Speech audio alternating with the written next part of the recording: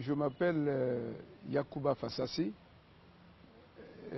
docteur en économie des universités françaises Paris-Dauphine et américaine George Washington University.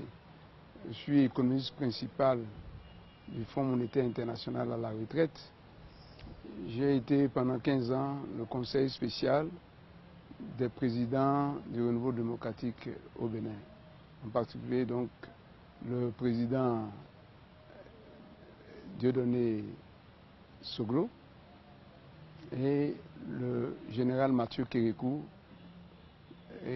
dont j'étais le conseiller spécial, le chef de la cellule macroéconomique pendant 10 ans. Donc étant affecté au Bénin par le Fonds monétaire international, dont je demeurerai jusqu'à une date récente l'économiste principal. Et donc je suis désormais à la retraite. Je suis maintenant consultant international. J'ai écrit beaucoup d'ouvrages sur l'économie africaine, essentiellement sur l'intégration économique et monétaire ouest-africaine au sein de la CEDEAO. Je viens de sortir donc mon dernier livre intitulé La grande rupture, essai sur la conquête de la souveraineté monétaire, économique et politique pour le développement des pays africains de l'espace CEDEAO. D'abord, je dois dire que le livre est un ouvrage bréviaire d'environ 800 pages. Donc, je vais choisir une des pages. Et c'est 5 livres en un. Je vais quand même me permettre de donner les composantes du livre. Livre premier, c'est Rupture politique au Bénin, origine, réalité et perspective. Livre 2, c'est Race, colonialisme et la nécessaire rupture. Livre 3, c'est le franc CFA ou la monnaie des pays PMA, pays pas moyen d'avancer. L'impératif d'une grande rupture radicale pour la création de la monnaie unique de la CEDEAO. Livre 4, c'est l'incontournable expérience de l'Union européenne, UE, pour une construction ouest-africaine réussie. Livre 5, l'intégration régionale, économique et monétaire dans l'espace CEDEAO comme voie unique de sortie.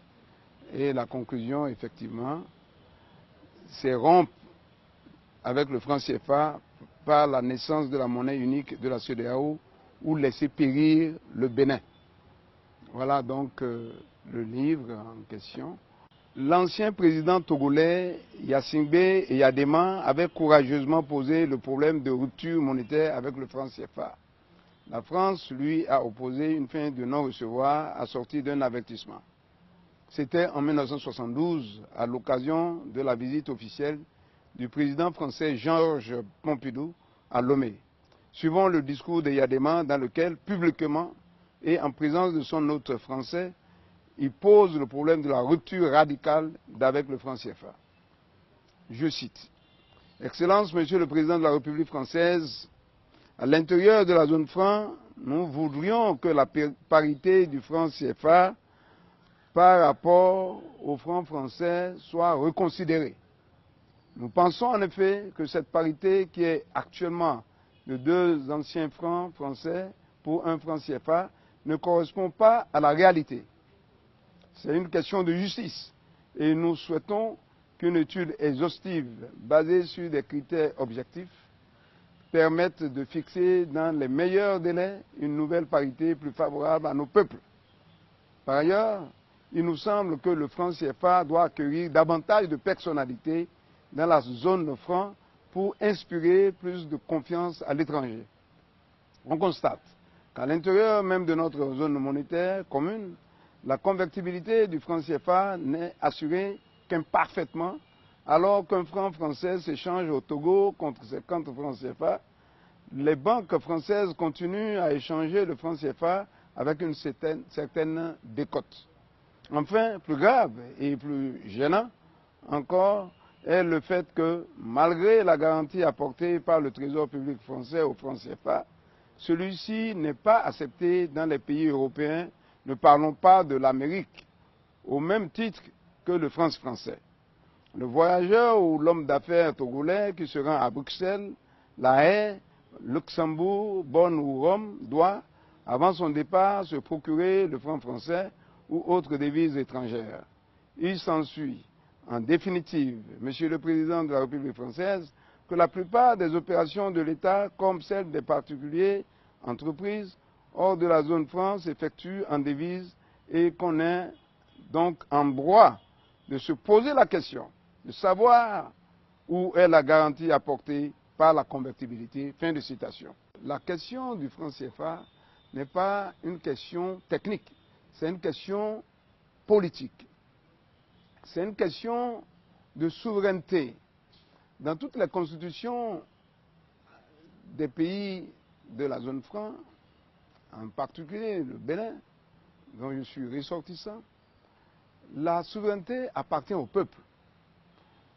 La souveraineté est l'essence même de la démocratie. Il est clair que quand les Français et les autres Européens devaient passer de leur monnaie nationale à l'euro, ils ont été consultés. Il y a eu référendum. Donc, la souveraineté, c'est quelque chose de très très important. Alors, le livre en question n'est pas un livre qui s'attarde sur la question du franc CFA. C'est un livre qui, à l'instar des autres pays, sur d'autres continents, essaie de montrer la nécessité pour les pays africains de la CEDEAO de se mettre ensemble pour faire sortir leur monnaie unique, comme l'Europe a sorti et créé l'euro. C'est dans ce cadre-là que le franc CFA va mourir de sa plus belle mort. Donc il ne s'agit pas d'aller contre le franc CFA, nous allons pour l'union économique, monétaire et fédérale de nos pays, car c'est la seule voie qui pourrait permettre à ces pays poussières de se développer et de sortir de la pauvreté abjecte et de la misère structurelle. Mon inspiration, en fait, curieusement, vient de cette célèbre phrase du président Jacques Chirac, que je cite de mémoire comme ça, en disant « L'argent qui se trouve dans notre portefeuille vient essentiellement de l'exploitation de l'Afrique. » Même si ce n'est pas exclusivement de l'Afrique, mais essentiellement de l'Afrique. Donc, il est grand temps, avant qu'il ne soit trop tard, que nous remettions aux Africains leur argent pour éviter des convulsions terribles aux dimensions politiques incalculables. Ça m'a fait peur, parce que c'est un homme de terrain, un homme de réalité qui comprend, parce qu'il sait que tous les ans, à cause du système du franc CFA et de l'obligation faite aux Africains de déposer désormais, c'était 100%, maintenant c'est 50% de leur avoir extérieur sur les comptes d'opération au Trésor public français, il sait que nous déposons 500 milliards de dollars tous les ans sur les comptes publics français, au Trésor public français, et nous, on est à la recherche de 100 millions de dollars pour développer notre pays, alors que 500 milliards sont déposés en France sur les comptes d'opération. Donc, quand je vois autour de moi la misère ambiante, quand je vois la désolation, je vois la pauvreté, j'ai peur que la démocratie et tous les efforts que nous sommes en train de faire pour avancer dans le sens d'une société moderne en route vers le futur, ça risque d'être balayé un bon matin par la colère des populations qui sont les seules détentrices, n'est-ce pas, de la souveraineté. C'est justement cette phrase qui m'a fait peur. Le résumé de mon ouvrage, c'est le titre de mon ouvrage. C'est un essai sur la conquête de la souveraineté monétaire, économique et politique pour le développement des pays africains de l'espace CEDEAO. C'est ça le résumé de mon ouvrage. Voilà. Donc, parce que c'est du dilatoire que de penser en termes de CFA, franc CFA. Non, on a dépassé. Le franc CFA, c'est une affaire, c'est une sorte de relique, c'est une monnaie de servitude, c'est une monnaie qui ne colle pas à la réalité démocratique qu'on essaie de construire dans nos pays. Nous sommes des colonies, il faut reconnaître l'évidence. Nous sommes des colonies. Aucun pays au monde, n'est-ce pas, jusqu'en 1972, la BCEAO était à Paris. Des années, presque 20 ans après les indépendances, c'est comme ça. Le gouverneur de la BCEAO, jusqu'à une date récente, avant Abdoulaye Fadiga, était un Français. Tout le comité de direction de la BCEAO était des Français. Et le Français Julien était le gouverneur de la BCEAO.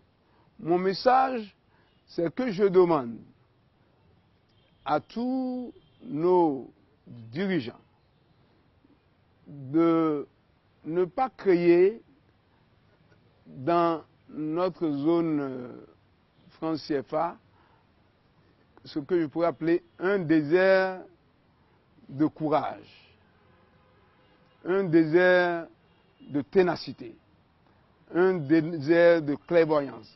Ils doivent savoir qu'ils ont été élus par le peuple et que le peuple veut recouvrer sa souveraineté. Je demande donc aux dirigeants d'avoir tout le courage. Ce n'est pas parce qu'il y a eu des événements passés où il y a eu des pères fouettards et autres qui ont terrorisé ou bien ont posé certains actes. On cite souvent le cas d'Olympio et autres qui ont tenté de sortir de la zone franc et qui ont refusé le franc CFA et qui ont eu des conséquences qu'on connaît. Il faut avoir le courage de savoir que si le peuple vous a élu, c'est pour sortir de la pauvreté. On ne peut pas sortir de la pauvreté si on est dans le franc CFA. Ce n'est pas possible. Donc, je demande aux députés, aux différents responsables au niveau des assemblées nationales de nos pays respectifs, de reprendre tous les accords uniques qui ont été signés pour revoir si c'est cohérent avec nos constitutions, les constitutions dans chacun des pays. Ils vont constater que certains accords, par exemple l'accord de Matignon, les accords de défense, sont même au-dessus de nos constitutions, alors que nos peuples n'ont jamais été consultés pour ces accords-là. Il faut dépoussiérer ces accords archaïques et remettre ça au goût du jour. Oh, je vais continuer de me battre pour que l'Afrique rayonne. Parce qu'avant la triste parenthèse coloniale, l'Afrique formait une zone monétaire optimale. Je l'ai démontré dans mon livre. Donc, on avait notre monnaie. On avait la monnaie Cori. Donc, il y a la zone Cori, il y a la zone or, dans la zone d'Evé, Baoulé et autres. Et il y a des monnaies qui circulaient. Et la première inflation mondiale, c'était avec l'or de Mali, Kankamoussa, son pèlerinage à la Mecque. Donc, on fait comme si on n'a jamais existé avant la colonisation. Et c'est pourquoi je dis c'est quelque chose d'extrêmement grave, cette déclaration de Dakar de l'ancien président Sarkozy qui dit que le malheur de l'Afrique, c'est que l'Afrique est rentrée tard dans l'histoire. Je dis, il faudrait peut-être lui donner quelques copies des ouvrages de Cheikh Anta Diop et d'autres égyptologues qui ont bien prouvé que l'Afrique a toujours été et elle le sera encore plus après la triste fin très prochaine du franc CFA et la création de la monnaie unique ECO de l'Afrique de l'Ouest, de la CEDEAO.